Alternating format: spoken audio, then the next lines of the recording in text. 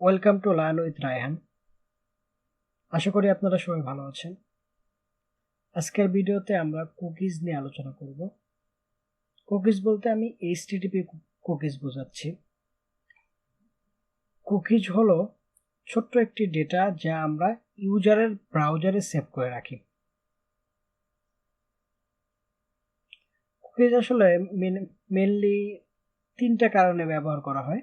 একটা হচ্ছে session management, personalisation এবং ট্র্যাকিং এর কাজ।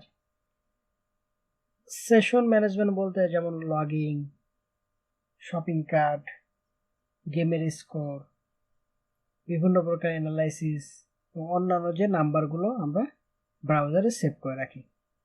অস্থায়ীভাবে বিভিন্ন নাম্বার আমরা সেভ করে রাখি। এবং দ্বিতীয় যে কারণ সেটা হলো বিভিন্ন থিম। অনেক থিমে দেখবেন যে ডার্ক এবং লাইট যে থিম আছে এটাকে সেভ করে রাখা হয়। এগুলো মূলত ইউজারের ব্রাউজারে সেভ করে রাখা হয়। তারপর থিম, রেফারেন্স, বিভিন্ন কিছু এবং ব্রাউজারের অন্যান্য যে সেটিংগুলো এগুলো ব্রাউজারেই সেভ করে রাখা হয় কুকিজের মাধ্যমে।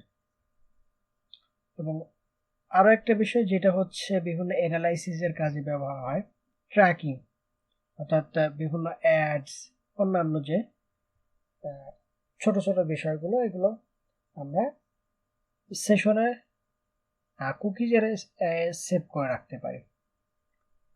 তো মেনলি এইচটিটিপি কুকিজ দুইটা জিনিসে ফোকাস করে, একটা হচ্ছে নেম এবং একটা ভ্যালু। এটা যদি আমি দেখাইতে চাই, এটা থাকবে হচ্ছে আমাদের অ্যাপ্লিকেশন কুকিজ। এই যে এটা নেম এবং ভ্যালু, এই দুটা জিনিস হচ্ছে মেন। তারপর আরো অন্যান্য জিনিস আছে, domain, path, expire date, size, STT only, secure.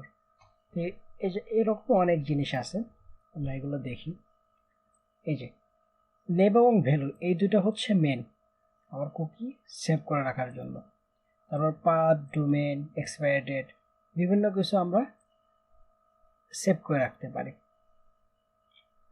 তো কুকিজ মূলত অধিকাংশ ব্রাউজারেই কাজ করে।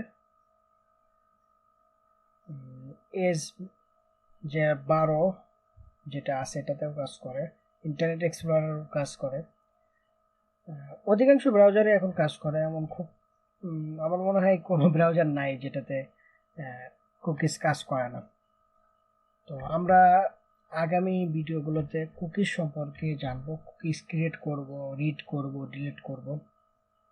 তো দেখা হবে আগামী ভিডিওতে। সে পর্যন্ত ভালো থাকবেন, সুস্থ থাকবেন।